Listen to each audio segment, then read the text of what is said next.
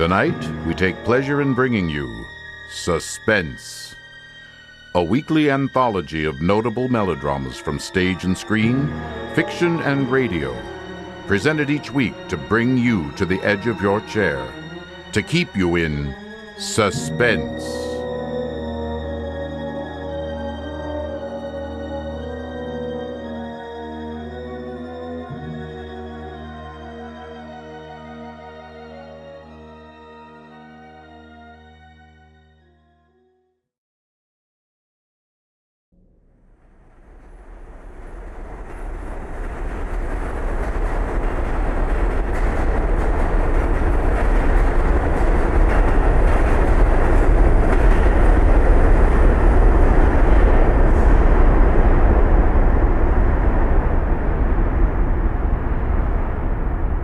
That is one tired-looking bunch of men on that train.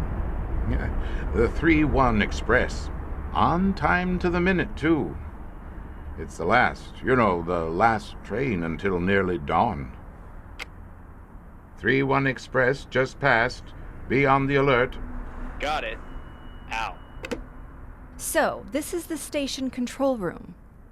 Switches and coils, charts and graphs, and that great blackboard with the lights. Very impressive, Professor Craig. Indeed. But it's not Professor Craig anymore. But you and my father were colleagues at the Natural History Museum. That was another lifetime ago, Catherine. Now I'm Inspector Gordon Craig of the New York City Police Department. But... just part of our little subterfuge down here. All will become clear soon enough. Now, about that board. A new wrinkle, that. These dotted lines. 49th Street, 52nd Street, 58th Street. It's not just a lighted chart. It actually records. Invisible lights, the sort of things that open speakeasy doors and rich men's garages. Pairs of them spaced every 25 yards along 5 miles of subway tunnel. Lord, I don't dare think what it cost to install. Yet the city passed the appropriation for them without a murmur, even though the city was almost broke at the time. It was one of the last things Mayor Walker put up before his resignation.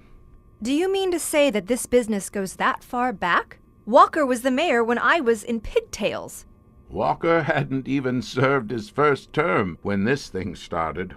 It goes back to World War days, and even before that.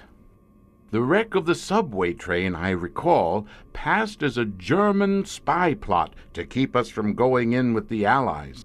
The newspapers howled bloody murder, and we let 'em howl. Why not?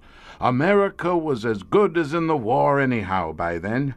And if we'd told the people of New York City what really wrecked that subway train, well, they'd go mad if they knew what was down here, far below. 68th Street, 72nd, 78th. Yes, about that crash. Sometimes I wonder why we don't go mad down here. We who do know and have to face the horror down here night after night, year after year. The horror of what? The horror of them. Them? What are they? You will find out soon enough. Just remember that what you see and hear down here is the biggest secret in New York, certainly the most hideous. Your father is an old friend, and I do hope you'll get some good material for your short stories from this experience. But you'll have to change the facts enough so that no one will connect them with us. Agreed? Of course, sir. I'll be happy to let you check anything that I write, so you're certain that the true facts of all of this will remain unknown to the general public. Oh, that would be fine, Catherine. Thank you. 92nd Street, 98th, 101st. Beyond 120th Street, things are pretty safe. When the train reaches that point, you'll see a green light flash, all clear. Though that doesn't mean absolute safety, you understand. It's just what we, after some number of years, established as the farthest reaches of their activities. They may extend them at any time, although so far they haven't done so. Why do you think they haven't so far? Not certain. Perhaps because it's lower than the other tunnels, chiseled far down into the basic bedrock of Manhattan, and so near to the East River you can almost hear the water lapping on quiet nights. Oh, maybe it's just the awful darkness of the tunnel here, the fungoid moisture and miasmic darkness that suits them. In any event, we've got the lights and the patrol cars and three-way stations like this one, each with 10 men on constant duty from dark till dawn. 30 men? Huh, seems like a lot. Yes, it's quite a little army I command down here in the night watches. An army of the unburied dead, you might say. Well, it's a rather dramatic way of putting it. But more accurate than I would like, nonetheless. I've actually had one of my men go mad, you know. What? 2 others had to be placed in sanitariums for a while. But they got over it and are serving here still. But this fellow, well, we had to machine gun him down like a dog finally, or he'd have got one of us. Good Lord! You killed one of your own men? That was before we got the dark lights placed, you see. And he was able to hide out in the tunnels for days. We'd hear him howl sometimes as we patrolled, and see his eyes shining just as their eyes do in the darkness. So we knew that he was quite gone. So when we finally ran him down, we killed him. No bones made about it. But how could you do that to one of your own? Oh, it was simple enough. And that was the end. We buried him down here, too, and now the trains run over him as he lies. It was all by the book. Only we just couldn't take the poor fellow above ground and run the risk of people seeing him before interment. Why? Because of the bullet wounds? No, it was something else. You see, there were certain alterations. I don't want to dwell on it, but his face, it had changed. And there were other details, things I only found out when I dissected his body. Like what? I'd rather not go into them, if you don't mind. The whole point is, we have to be rather careful down here, all of us in the special detail. And that's why we have such unusual working conditions. We wear police uniforms, but we aren't subject to ordinary police discipline. Many of us aren't even policemen. As you know, I was a professor, the museum's leading authority on apes. Yes, I've read your findings from Carl Akeley's first African expedition. Remarkable. But how did you get involved in this? It was soon after the Akeley expedition that they brought the thing to me for examination, after that first big wreck in the subway that had only been open less than a year. They'd found the thing pinned in the wreckage, screaming in agony from the lights on its dead white eyeballs. In fact, it seemed to have died from the lights rather than from its injuries. What was the thing? Well, it wasn't long before I determined that the thing wasn't an ape. There was vaguely anthropoid structure, and the blood corpuscles were almost human, quite shockingly so. But the head, the spade-like appendages, and the muscular development were quite unlike any beast or man on this earth.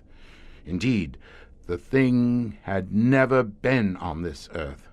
It would have died above ground in half a minute, just like an angleworm in the sun. It sounds absolutely horrifying. You have no idea.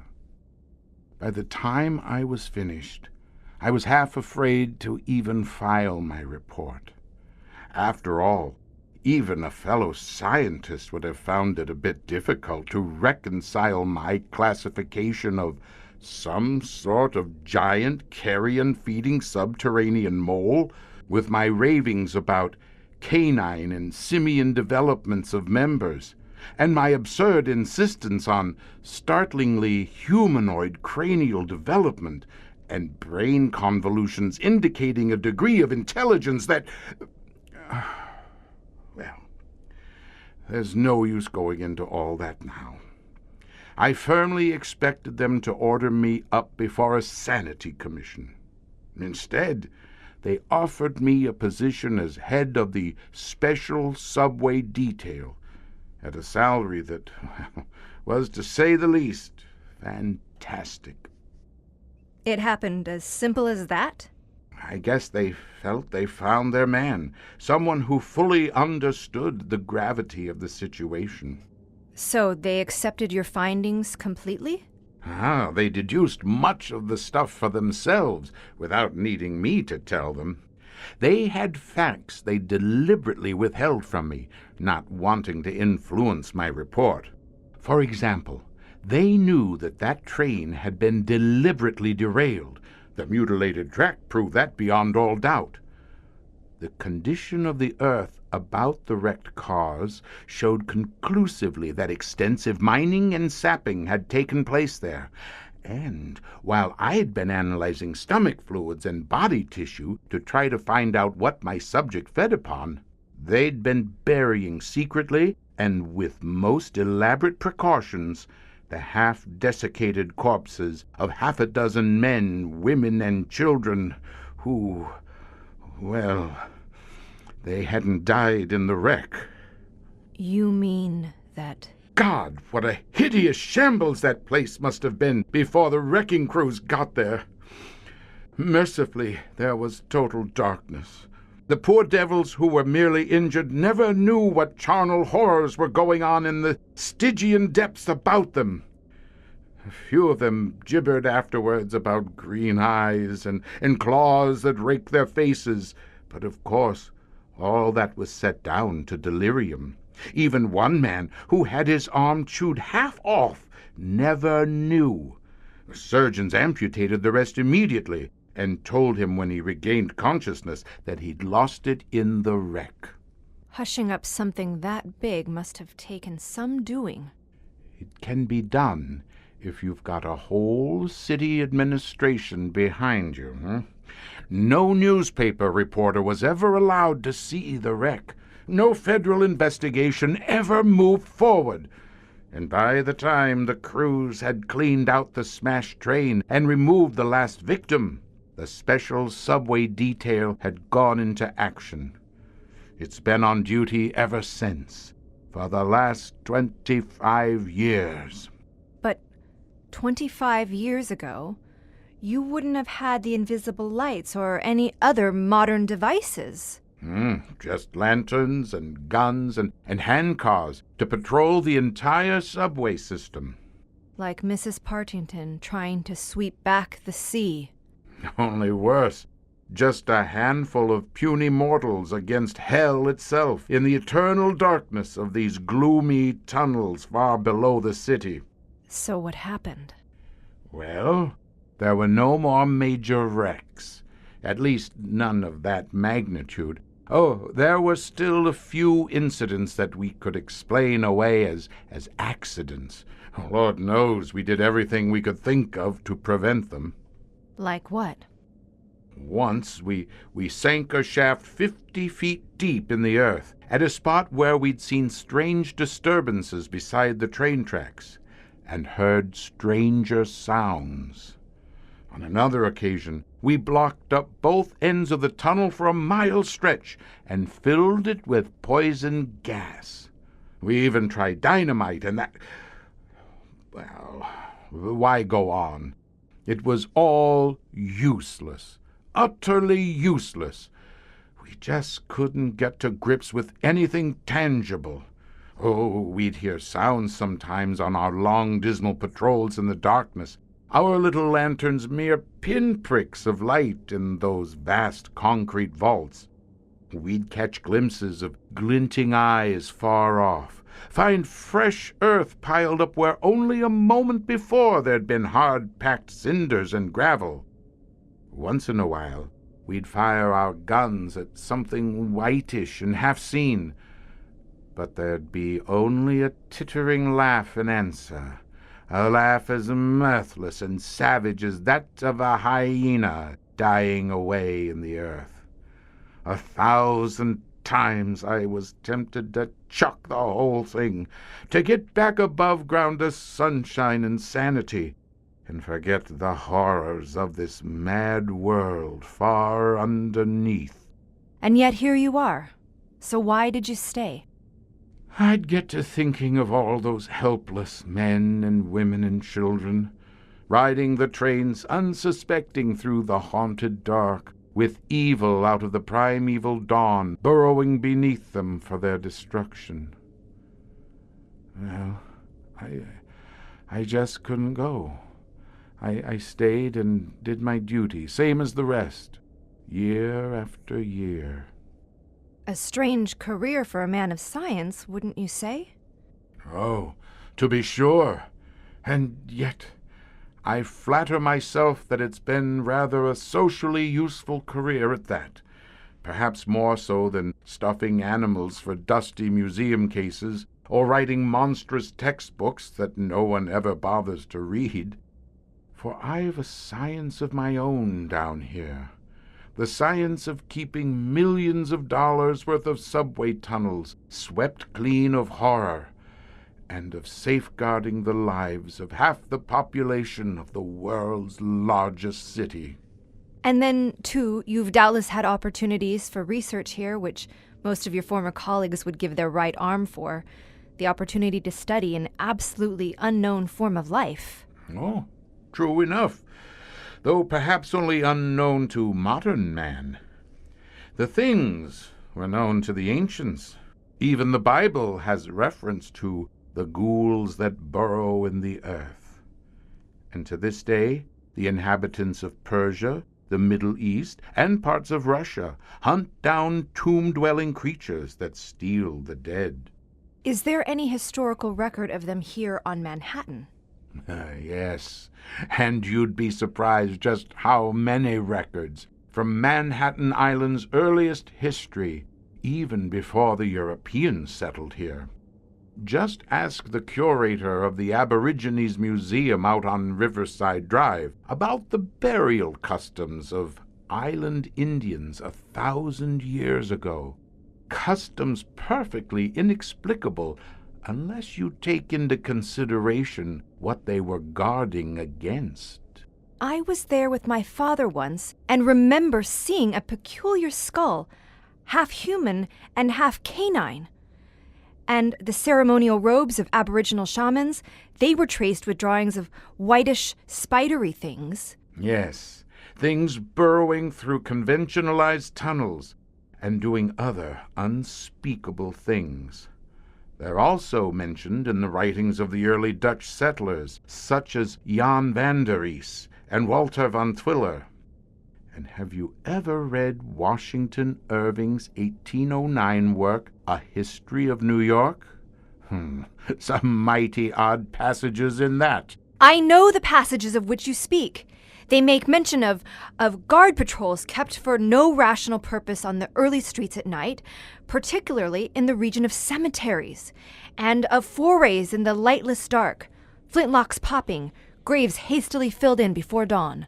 In all of these writings, even with the worst played down, there's still enough nightmare in it to blast a man's soul if he lets himself think on what goes on down there, below the blessed sanity of the earth's mercifully concealing crust.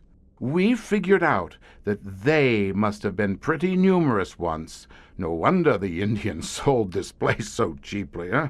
You'd sell your home cheaply, too, if it were overrun with monstrous vermin.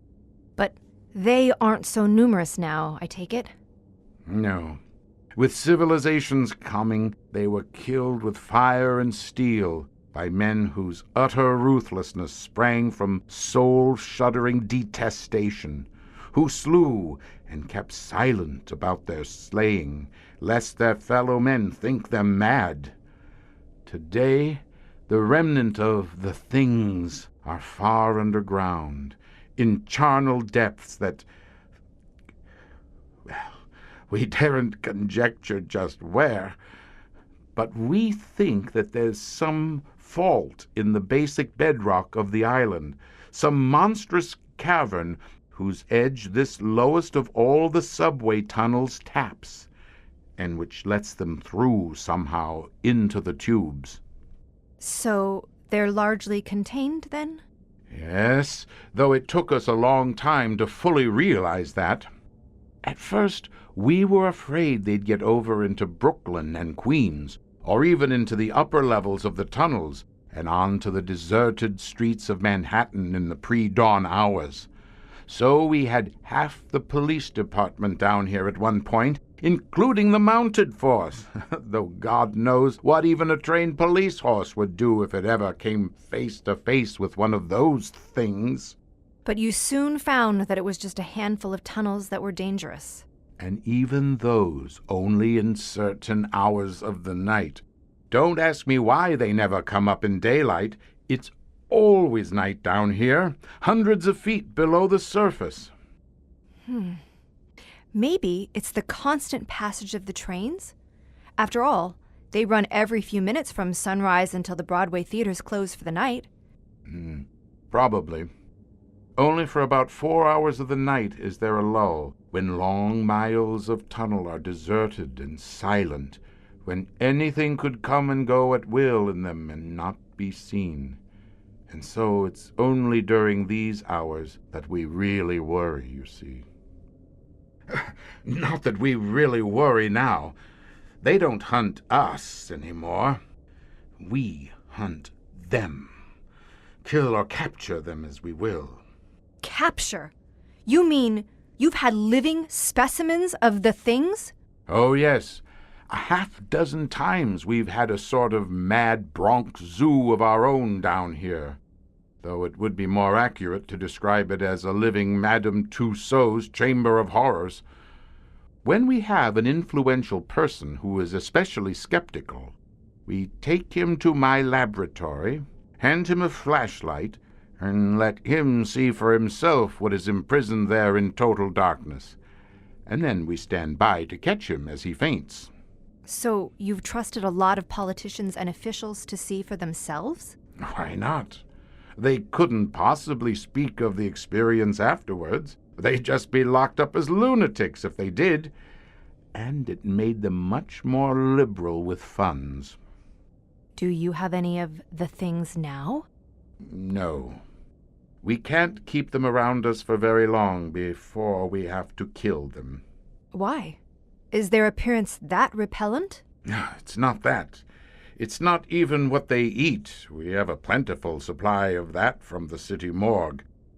But there's a sort of cosmic horror the things exude that, well, it's quite beyond description.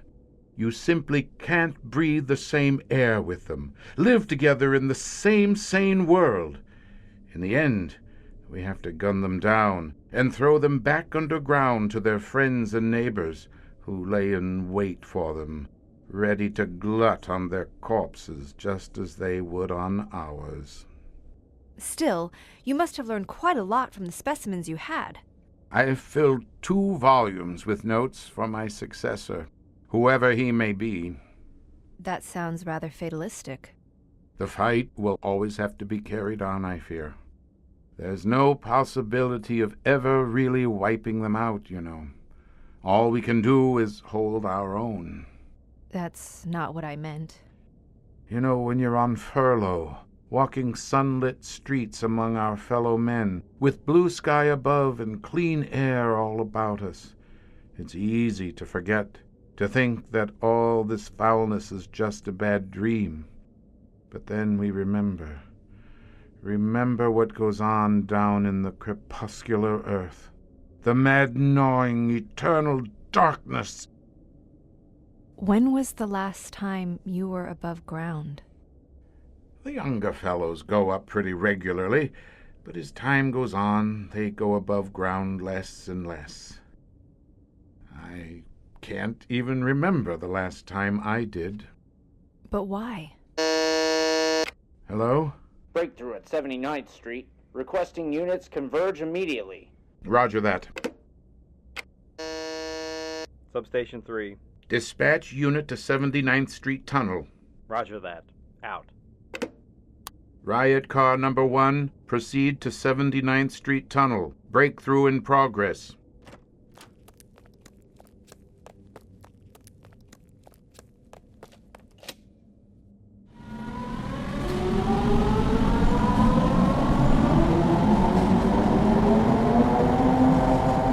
Good heavens! What was that? Riot car number 1. Our own version of the squad cars above ground. Just one of the little electric handcars used in subway construction, but armed with machine guns and souped up by our engineers until it'll do nearly 80 miles an hour. At that rate, it could traverse the entire sector in 5 minutes. Another one just left Substation 3 up at 105th Street. They'll converge at the disturbance momentarily. Let's listen to them. Microphones every 100 feet along the tunnel. Another small fortune to install, but a great step forward in our efficiency. We always have someone listening all night long at the switchboard, and you'd be surprised by what he hears. What? Well, let's just say that we have to change operators pretty often. There we are. Microphone number 290, approximately 1,000 feet below one of the busiest corners of Manhattan. Listen, hear that? Oh, merciful heavens! Is that one of the things? One, probably more, given the crunching of the gravel. They seem unaware that we're listening. They are. The things are also unaware that from both directions, death is sweeping down upon them on truckling wheels. They've heard one of the cars. They're fleeing madly along the tunnels now. Now they've heard the second car. They must realize they're trapped. The things are trapped, aren't they? They're trapped, all right. No time to dig. No time to burrow down into the earth like the vermin they are. No, you won't escape, you devils. We've got you. We've got you. Now the searchlights. Blazing searchlights trained on bodies accustomed to absolute darkness. Burning, searing them, withering them like actual blazing heat. And now our machine guns going into action. Lewis guns with suppressors on them so that the echoes won't carry to upper levels, throwing slugs of lead into cringing white bodies and flattened white skulls. Shriek! Shriek, you beasts from hell! Shriek, you monsters from the charnel depths! See what good it does you! You're dead! Dead! Dead! Good God. What are you staring at, you blasted fool girl? The look on your face. No wonder you keep it so dark in here. How did I not see it before? That lengthening of your jaw. That flattening of your forehead and cranium. No human head could be shaped like that!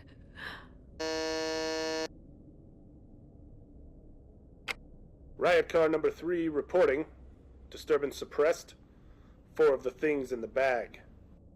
Roger that. Commence standard cleanup.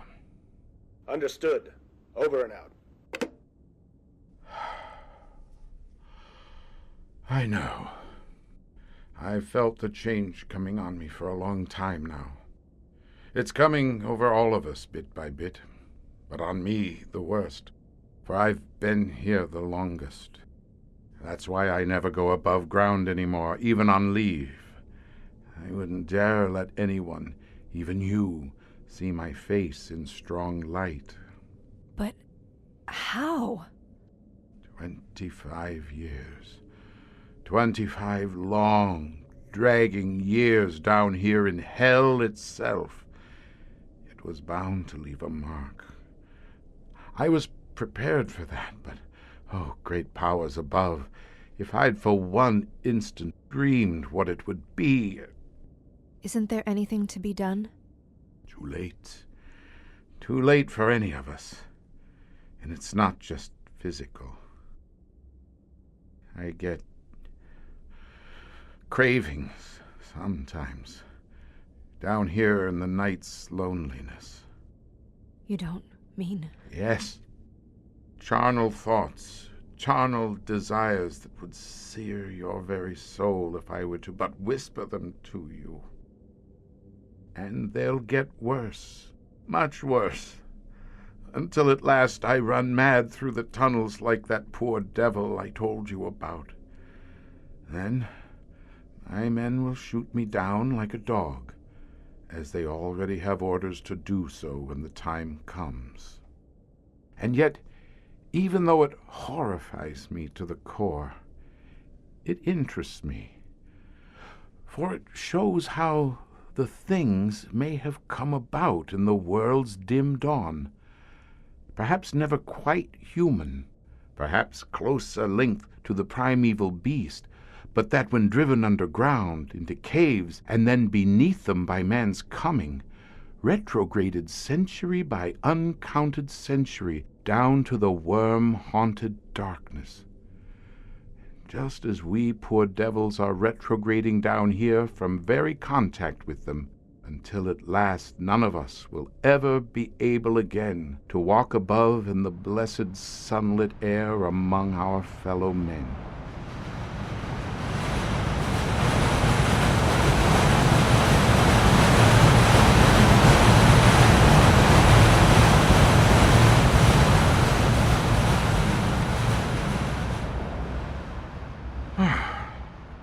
The 415 express from the Bronx, safe and sound, its occupants all unsuspecting of how they were safeguarded.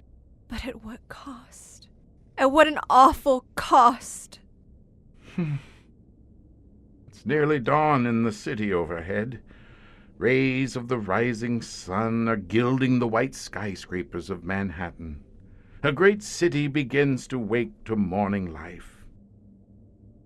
But there's never a dawn for us poor, damned souls, down here in the eternal dark, far, far below.